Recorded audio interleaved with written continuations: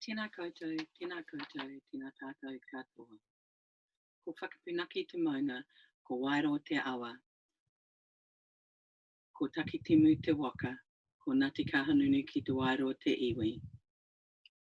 Ko Sharon Armstrong tōku ingoa. I tipu aki ahau, I raro I te maru I te tūpuna maunga taranaki. Taranaki maunga, taranaki tangata, taranaki whenua, e poi poi ana ahau, nā maoha ki a koutou katoa. Kia ora, my name is Sharon Armstrong. My whakapapa is to the east coast of the North Island, to Ngāti Kahanunu. However, I was born and grew up under that beautiful mountain Taranaki in New Plymouth. Over the past few years, up until about 18 months ago, I was working in Tautahi in Christchurch for Ngaitahu. Currently, I'm living up north in a beautiful place called Opanoni, working for Ngāpuhi Iwi Social Services as team leader for their youth services team.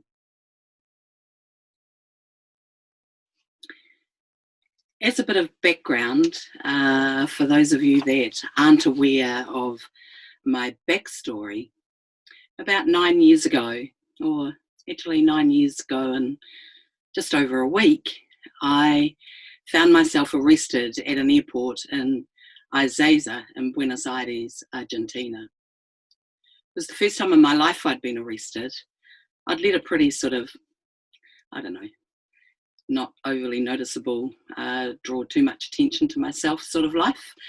And however, suddenly I was confronted with a situation that I had never foreseen, even in some of my deepest, darkest sort of days, I guess.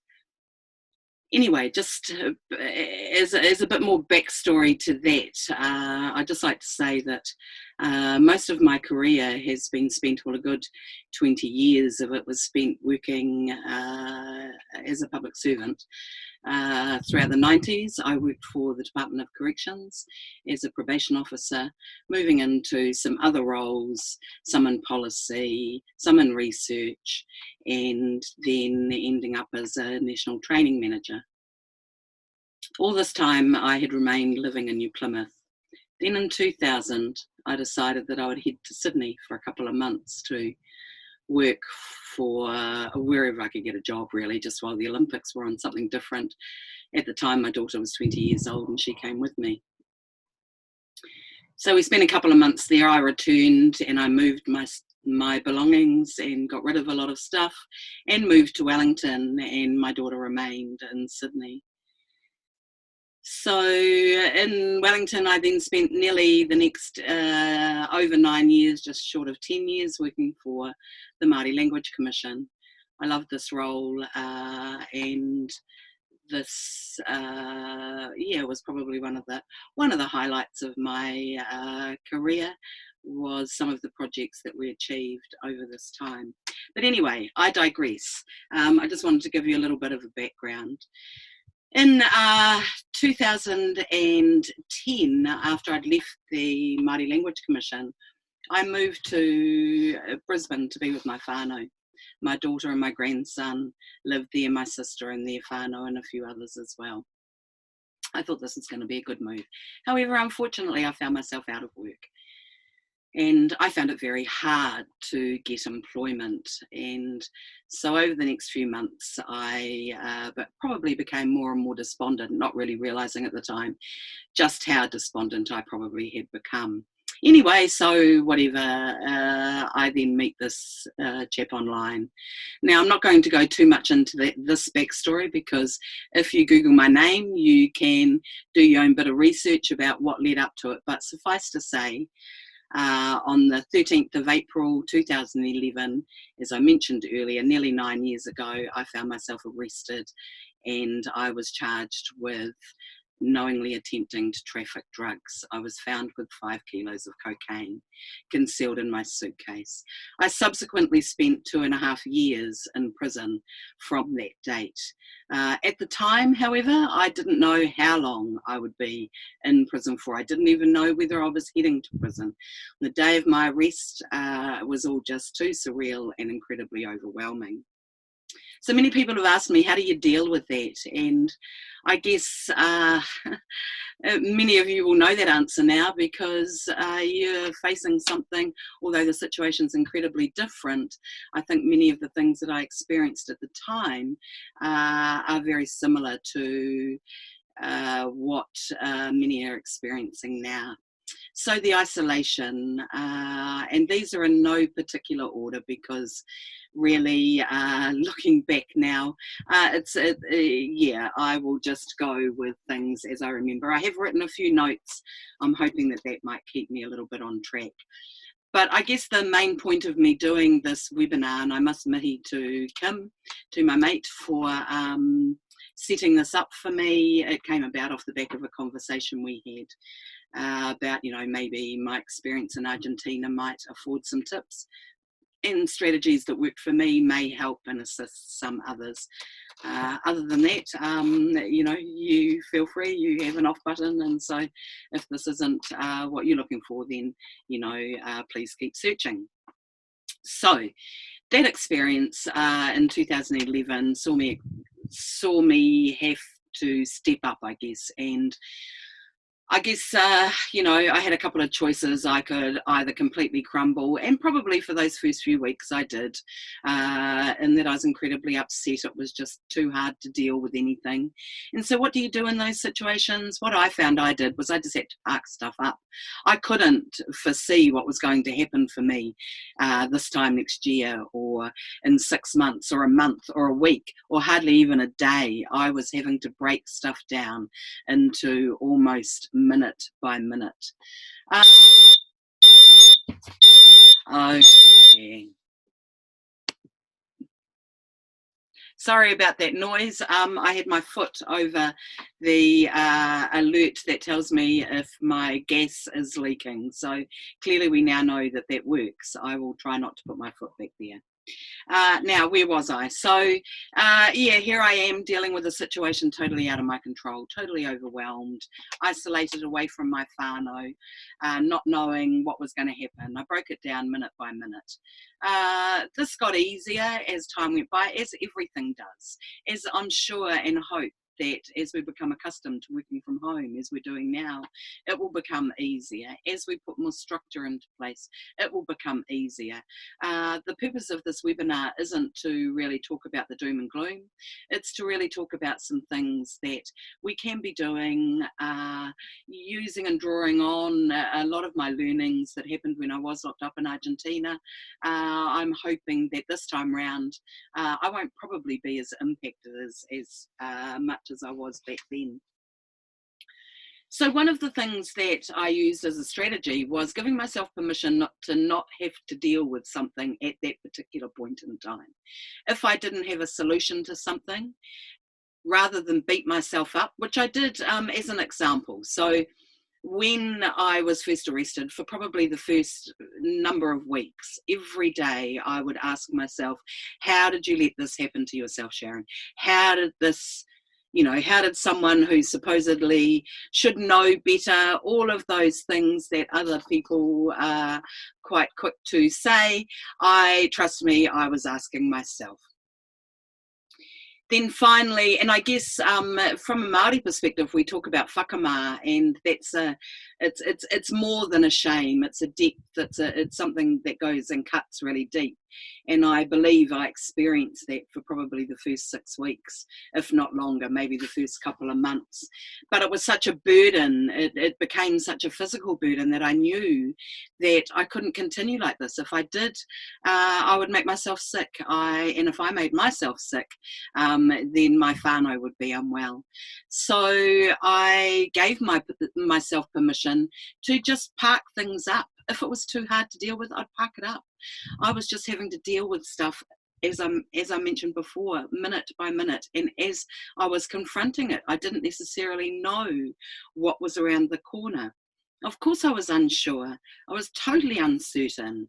I didn't know when it would end, if it would end, how it would end, any of those things. So many of those issues I had to park up. If I didn't have answers to them, there was no point in torturing myself.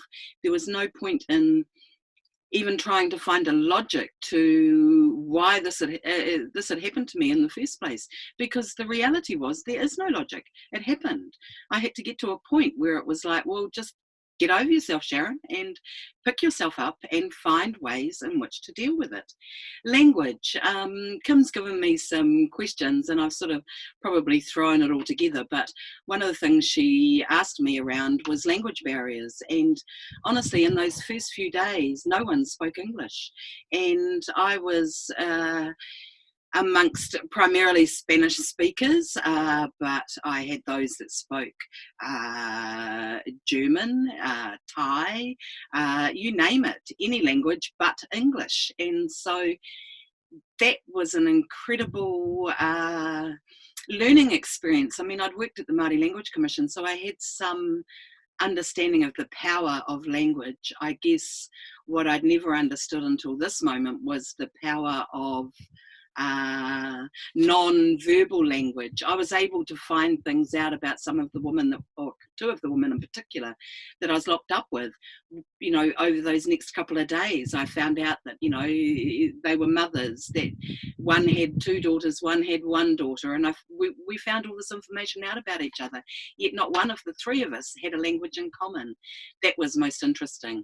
That, of course, became easier as I began to learn Spanish.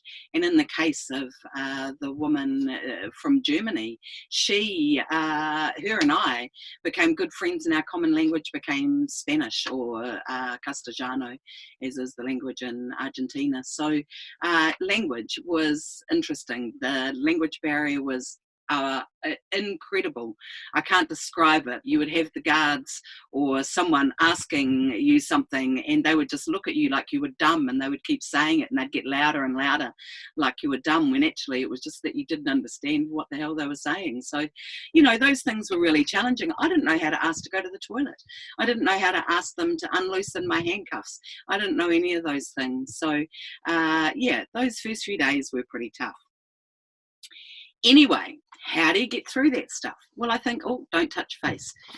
In this situation, do not touch your face. I can assure you, though, that I have washed my hands and that no one has burst into my bubble in a long time. In fact, nobody has been inside my bubble for now almost 2 weeks. So, but sorry, I will try hard not to touch my hands, because it is a habit that we all need to stop. Right, where am I? Back to some of the strategies. I guess self-talk. Now, you know, back in my corrections days, I used to teach some of this stuff around the power of positive thinking and self-talk. And so I found myself going back to those times in those first few months when I was locked up to dig deep to some of those strategies. And look, we all know those strategies. You know, they're everywhere now in positive self-help books. What I found was that I was having to discipline myself to actually apply them. And so with the self-talk, that's interesting, because it's just as easy to have negative self-talk as it is to have positive self-talk. So I used to strive every day to try to keep my self-talk positive. When I could feel the negative stuff creeping in, sometimes it would be a bit overwhelming, and I'd just have to let it happen. So there might be periods where I may have had what, you know, the words I hate, self-pity, but really that's probably in many cases what it was, where I allowed myself to probably feel sorry for myself. What's important about that is that if you do let that happen, you can't let yourself stay there. You must pull yourself out. And in my case, you know, my self-talk would become important, because I would I would say to myself things like, you know, come on, Sharon, get over yourself, you know, or I'd say, look, you know, just, yeah, get over yourself. This isn't about you. This is bigger than you. And I guess that's similar to this situation. This is not about me. This is about us. This is about our country. This is about trying to do the right thing. This is about dealing with all of the things that I've talked about already, the uncertainty, not knowing how long it's going to last for. So I'm hoping that some of these strategies that I'm talking about and will continue to talk about for a little while are helpful.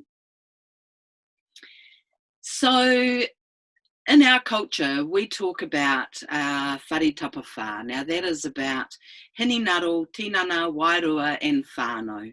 Or in English, our mind, body and soul. And I'm sure everybody by now understands that whānau is family. Those that are most important to you in your world. Now, so I knew that this was also a strategy of wellness. And did I practice it on a daily basis prior to being locked up? No. Did I maintain it every day for the 2.5 years that I was locked up? No, not every day, but boy, I would say 98% of the time. I made the conscious decision that I needed to work in all of those 4 spaces. And so the tinana, pretty obvious, I needed to get fit, I needed to lose some weight. At that time I was waiting for a hip operation, and so it was difficult for me. And so I knew that losing weight was the best option that I had. And so I worked on my tinana. The hininaru, along with things like self-talk that I've mentioned, it was just trying to read and fill my head with things positive, to have conversations with my whānau as often as I could and my friends, to start writing things down so that I could get them out of my head. It may not work for everybody, the writing, but man, I just found it incredibly helpful for me to write down thoughts and what was happening, just daily routine. Wairua. So for me, this was about maintaining a daily routine where I would say the karakia that I knew. And I didn't know many, and I still don't know many, but those that I did know, I would say. I would call upon my parents. My parents have been gone for many, many years, 30 and 40 years almost respectively. And so I would find myself at this time and very close to them, and I would draw upon them and I would have conversations with them, and whether that be in my head or whether it actually be sitting in my room and speaking out loud, it didn't really matter. It was what worked for me.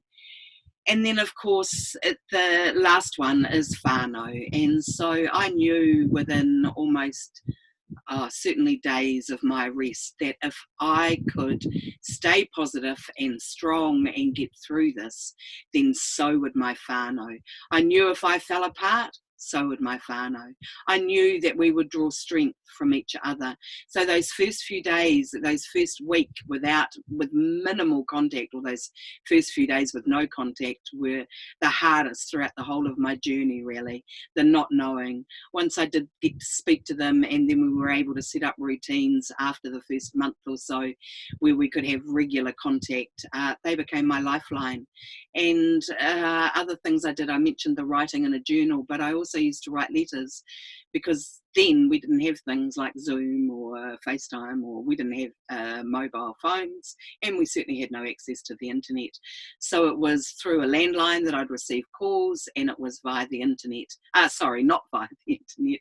It was through letter writing that I kept in touch with whānau and friends, and they were all lifesavers. The excitement when I'd get a letter. You know, one of the whānau that I'd write to, they had 3 then tamariki, they're now grown, that used to write to me on a regular basis. And I remember their mother saying the excitement of them racing to the letterbox and to check and see whether there was a letter from Whaia Sharon. You know, they were great strategies. I wrote to my mokopuna once a week, every week that I was in there. And it was just a way of staying in touch, and a strategy that I think helped me probably more than anything else. I've already mentioned the whole thing about parking up the negative thoughts when I was in a better space, and not necessarily the negative thoughts, but just parking up the stuff too hard. When I was in a much better space, I'd go back and dig them out, and then I'd see whether I could deal with them. If not, park them up again, you know, no harm in that. Also, I guess as I move through the first stages of being locked up, and when I even think about what's happening now, one of the things, as well as staying positive, I was so determined not to come out of this experience bitter and twisted. And in my experience in my lifetime, the only way that I can ensure that happens is to sometimes just let shit go. Just let it go.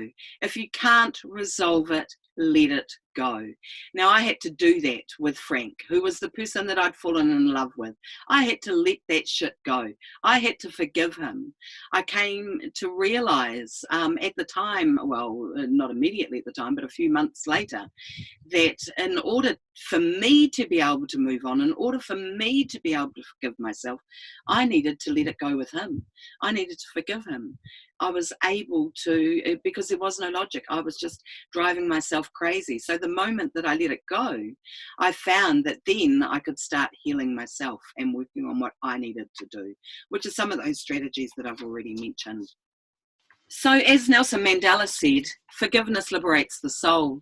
And I think I truly believe that. I felt incredibly different. I felt lighter. I felt like I could move on. I felt like I could go back and dig up some of those things I couldn't deal with in those first few months. So I guess in terms of where we're at today, it's about just sometimes accepting that we may not have control over the situation or what's going on around us or what we're allowed or not allowed to do. In my case, I was locked up. We're locked up again in a sense. However, what we never lose control of, well, I certainly hope I never lose control of, is my ability to make choices around how I react to that situation. So I knew, coming back to that bitter and twisted, I knew that I couldn't spend 2.5, well, I didn't know, but I couldn't spend my time in there sad and lonely and all of those things, because that hole would have got deeper. I'd have climbed in it and I don't know if I'd have got out. I went in with the attitude that I needed to walk out of prison in the best physical, mental state that I could possibly walk out of there in.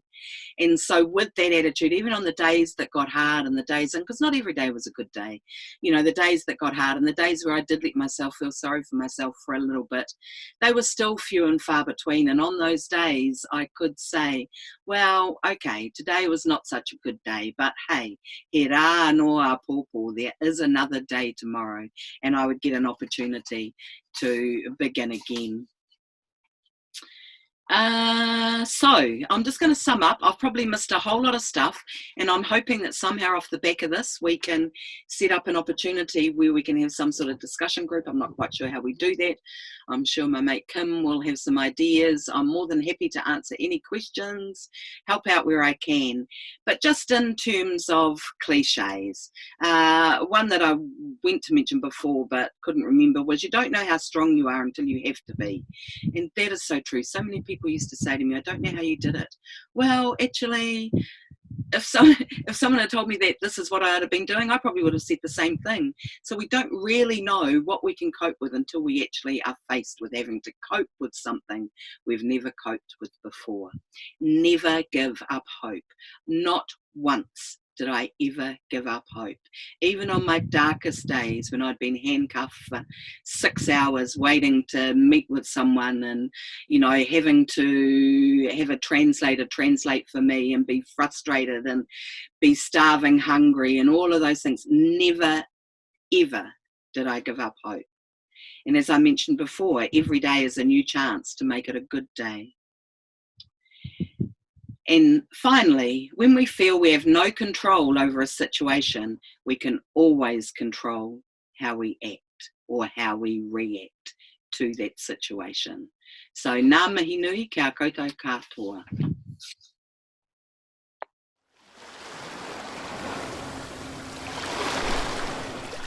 The Community Research website offers a hub for good community research and researchers. It's the place for the public to find and share evidence about effective community practices.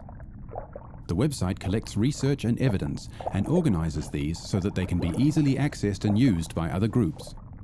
You can access this research and browse by category, by a list of quick-link topics, or by searching for something specific. All of the research is free to download.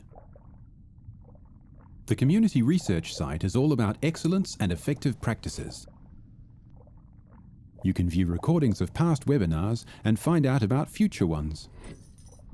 The webinars share evidence about what's working in the community sector. Published by Community Research in 2007, the Code of Practice provides the standards and guidelines for doing research. It's the place to start if you're thinking of undertaking research with or in a community or iwi. As well as the collection of research, we keep a register of experienced researchers who are skilled at working with iwi and communities. To find a researcher who can help you, we have a filter system which allows you to find people based on location, qualification, ethnic group, and area of expertise. The Community Research website is a unique resource for the community sector to use and share. It matters because communities who learn well will do well. It matters because it evidences what's working for us. For researchers and community people alike, we've made it as easy as possible to share your research on our website. Kaua e whakama. Uploading material is quick and simple. Save your work as a PDF and head over to Share Research. Answer a few questions that help us tag and organize the research so it's easy for people to find. If you're a researcher and skilled at working with communities, you can add your details to the directory of researchers so that you can be found. Community research keeps you updated and informed. This helps make you more effective. If you want to stay updated about the latest research, informed about new resources and our upcoming webinars, head over to sign up for our e-news on the home page. Community research is a rich resource built for and by the community. For it to reach maximum potential, we rely on you to contribute, participate, and support the resource to grow and thrive. Mā te kotahitanga e ora ai tātou.